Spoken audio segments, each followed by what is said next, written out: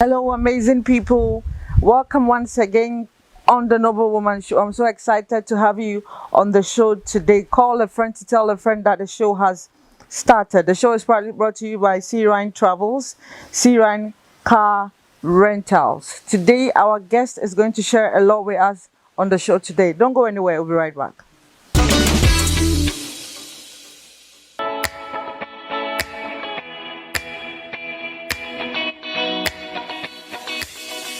Welcome back from the break. This is still the Noble Woman Show. Today on the show, we're talking to this woman who doesn't want to grow. She is an amazing woman. When you come around her, she would always have something beautiful and something awesome to share with you. Today on the show, she's going to tell us a lot, and I believe she would also do some bit of teaching on the show. We'll be talking to Mrs. Ernestina Agyepong. She's a professional retired nutritionist, Mrs. Ernestina Agyepong. Welcome, Mommy, to the Noble Woman Show. Thank you. It's been a long time. Been a while. I hope everything is fine. By God's grace. Okay, you have been a nutritionist for some time. Okay, I'll say throughout your life. And it's something, life. Knowing you personally, I could tell that it's something that you take pride in, you have a lot of passion for. What made you take that part in life? What made you decide to be a nutritionist? I actually didn't decide to be a nutritionist, but somehow it happened and I like it. As a child, I was thinking of being a dentist. Then when I did my A-levels, I think I applied for something not quite nutrition, but it did happen that year I was given nutrition. I did not choose it, but I was given nutrition and I'm happy with it. Oh, well, okay. So where did you work? How did you start life as a nutritionist? I don't know if in Ghana that profession really sells, or when you are a nutritionist, you are really paid that much in Ghana. I don't know, what at your time, were you earning a lot of money being a nutritionist? No, it had nothing to do with earning money. I think even in our year, we trained only 12. Our year, only 12 passed out, and of the 12, we had combinations with food science. Now it's changing a bit, there's dietetics and other things. But it had nothing to do with money. At times, other professionals came around to tell us what was out there by the time you finished school. And it included working for the food industry, working for the Ghana Health Service, then Ministry of Health, and that was about it. Okay. So it just had to do with liking what you do, having a passion for it, and okay. What are some of the things that you have been able to achieve being a nutritionist? Even my national service, if I can go back to that. I had the privilege of working for the Ministry of Defense then, and there were just two of us. The other one was strictly a food scientist, but I was a nutrition and food scientist. And we were able to start developing a Ghanaian-based kind of compo ration. A compo ration is what military feed on when they are on duty. So we tried canning jollof, putting together something with contomere, and going out there with them to test it in the field. Okay. For a year, we did quite a bit with the Food Research Institute as our base, and then the MOD being the headquarters from where we operated. We were happy, just two of us. We got the opportunity to also help organize a military boxing tournament for which we hosted parts of Africa. I really remember a Kenyan military guy who boxed so hard he dislocated his shoulder in the process. The Americans came carrying their own eggs and everything, and to us, it was a good experience. Okay. Though just 1 year, there was something to take and memories that still linger on. Okay. We made great friends also. You have traveled all over because of your work, your kind of work as a nutritionist. You have done a lot of trainings, if I'm right. As a trainer, yes. As a trainer. I got the opportunity to be a trainer also. To train people, and you have met the high profile. You have met people. You have served on a lot of boards or a couple of boards. How was it like dealing with people from different backgrounds, different culture backgrounds, different countries? How was it like dealing with such people? Well, one has to be open-minded because there's diversity in the world. You meet all kinds of people. Talking about travel, at times I say to the glory of God that there's no village in Ghana that I haven't been through or slept in, because our work takes us all over the place. I've had the privilege of working almost 10 years with government before joining the UN for another 25 years. Since then, I've also helped with some humanitarian things. And in the course of my work, I've met very high profile people. Like, I had the opportunity to chaperone Mrs. Bush and Mrs. Kufuor when the Bushes visited Ghana in 2008. And I've had the opportunity to be pitched on BBC against Niger to showcase how Ghana was able to raise exclusive breastfeeding rates. It means working with the communities, working with government to be able to achieve such things. I've also had the opportunity to be on CNN because of a project that I was managing with government. So I could say in brief, these were some of the highlights of my profession. Okay. What are some of the challenges you encountered throughout your career path? For me as a woman, at times you have to deal with some men who think they think of you first as a woman, not a professional. And I remember when we had regional responsibilities, it meant going to regions, dealing with regional ministers, dealing with district chief executives. And for some of them, when I realized this was going to be a challenge, I found a way around it by going with a government counterpart who was male and who I try and stay back a little bit and let him push for what we wanted. Yeah, and it worked. So you felt that the men were trying to pull you back, or they were trying to... No, not pull you back, but if you know some of our cultural settings, some would like a woman to be quiet. Or so you have to study the situation and know how best to go about, still with the results you want in mind. Yes. Okay. What is one most challenging moment in your life as a woman, not as a nutritionist, as a woman? Most challenging? Honestly, that's hard to bring up, but what I know as a person is I love challenges and I see them as opportunities to grow. So what somebody might call a challenge or a problem or a challenge, I would like to face it head on and get around it, resolve it, find options to tackle it.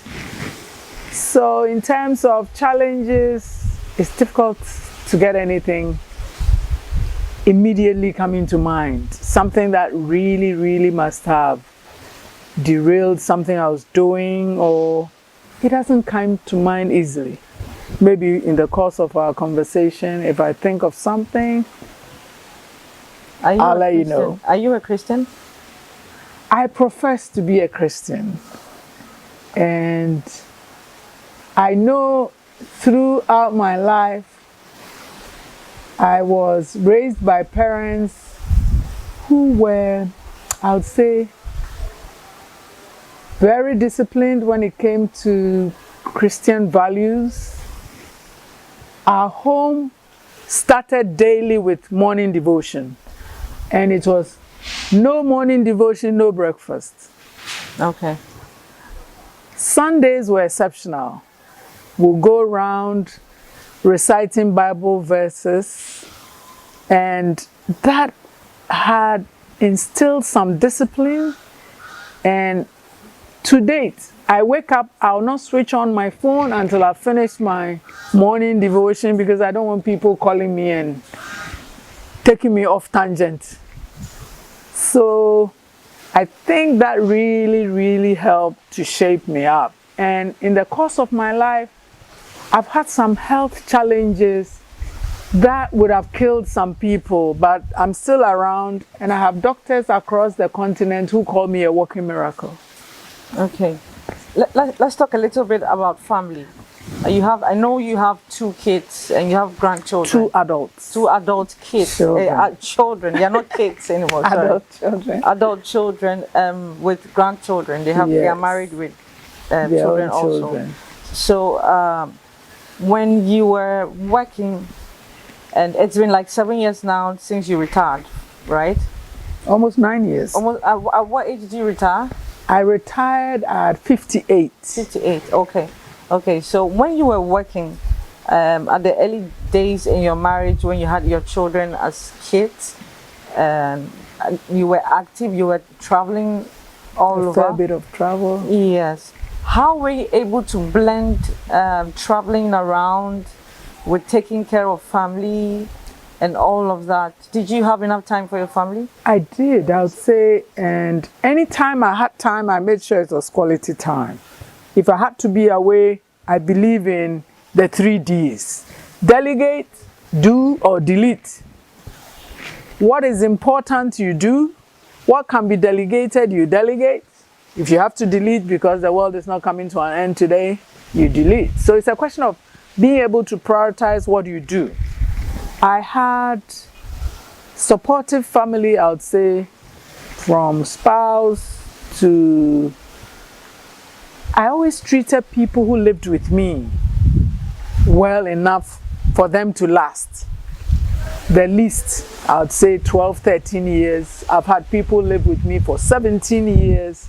So they are part of the household who would treat your children well if you are not around.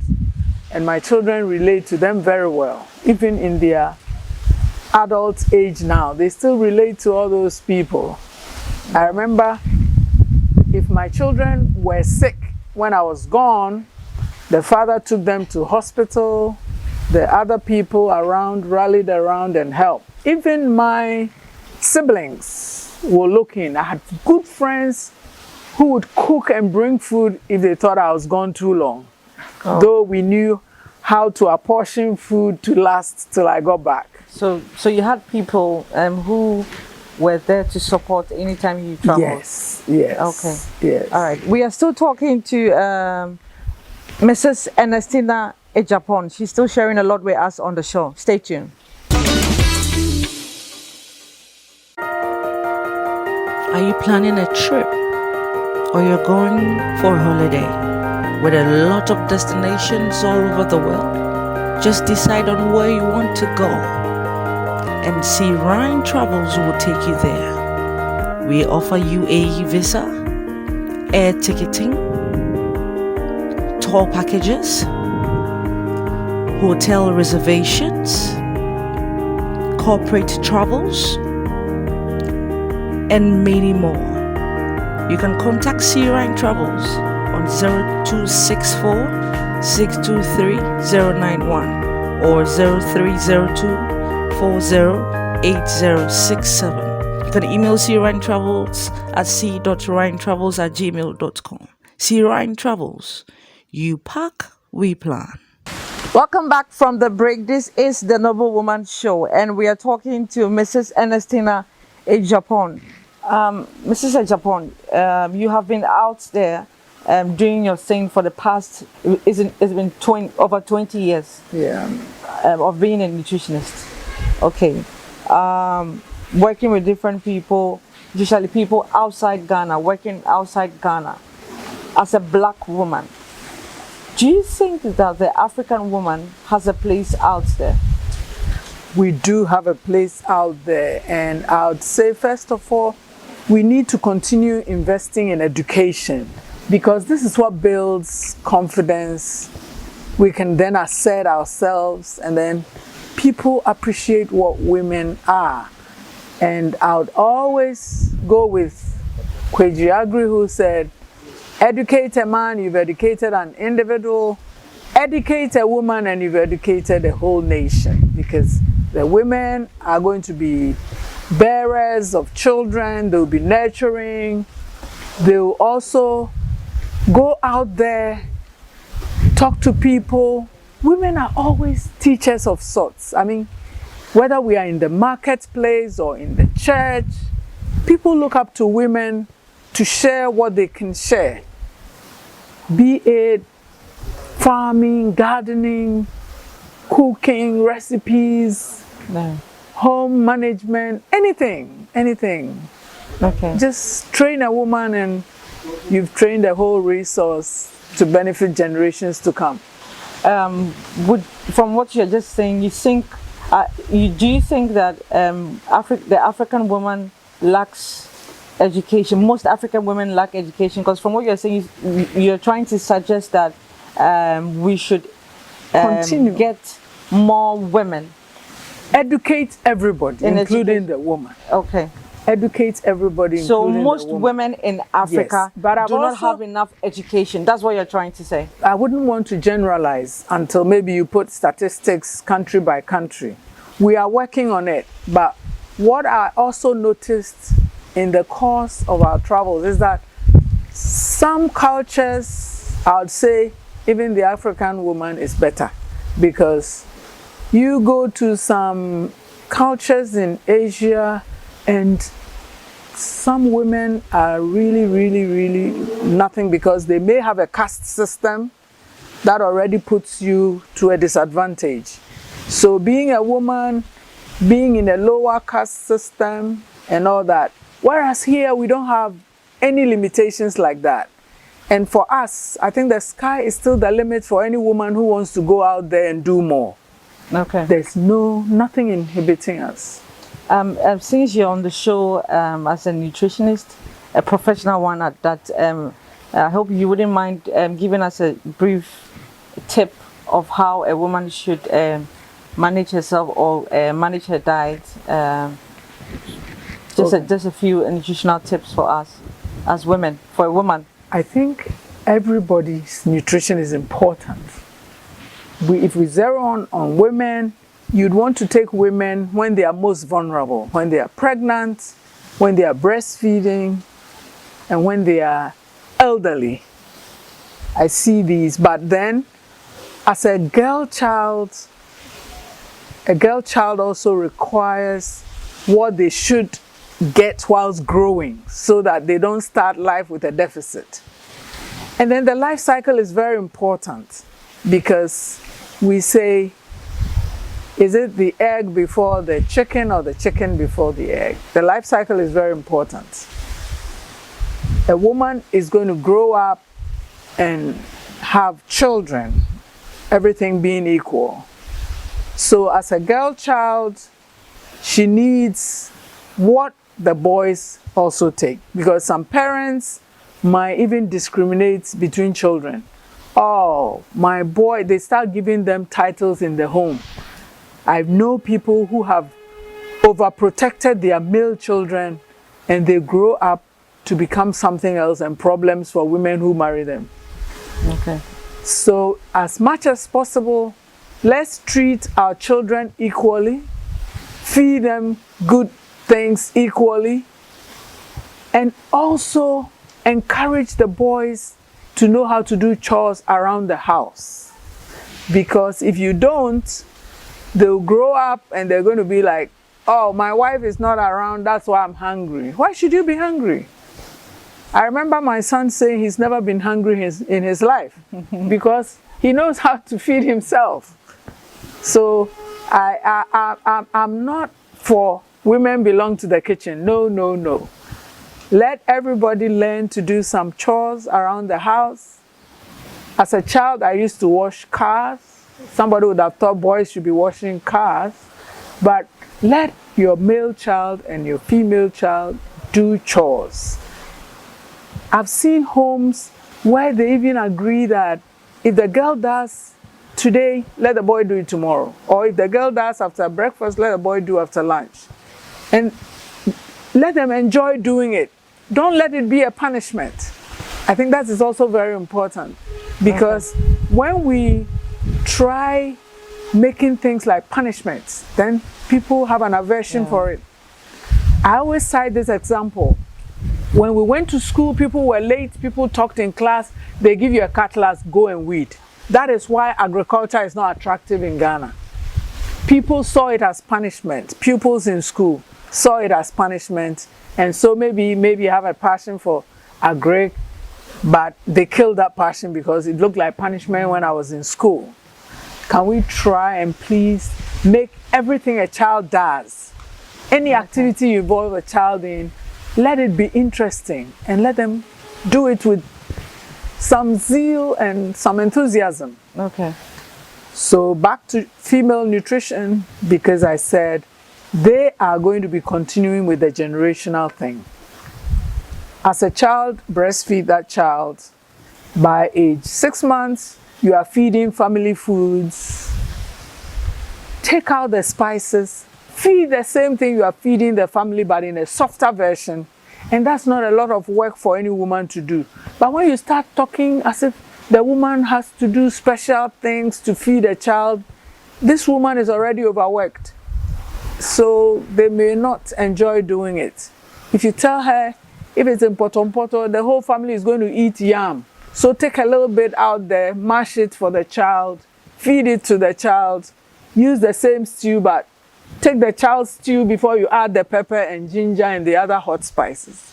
Okay. That way, it doesn't look like drudgery. Because anytime you want to give more work to the woman, you have to think of her. She's already encumbered with so much. People are doing laundry by hand.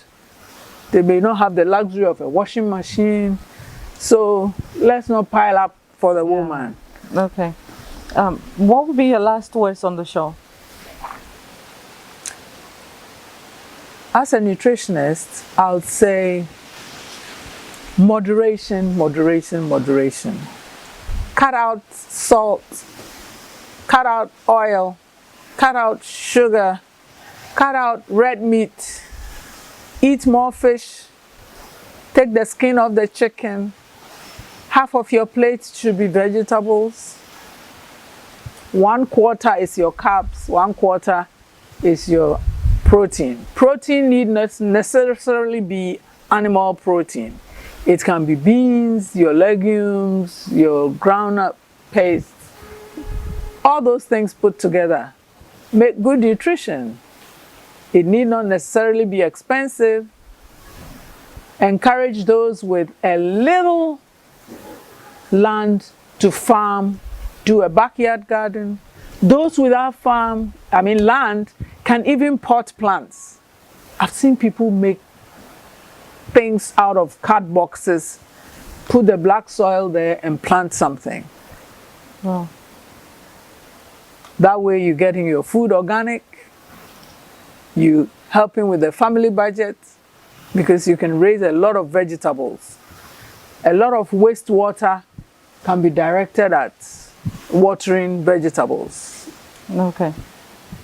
Thank you so much, Mommy, for coming to the show. My pleasure. It's been an amazing time here today with Mrs. Ernestina Agyepong on the Noble Woman Show. She taught us a lot about nutrition and some few tips here and there on how you should stay away from certain things that would not be good for your health.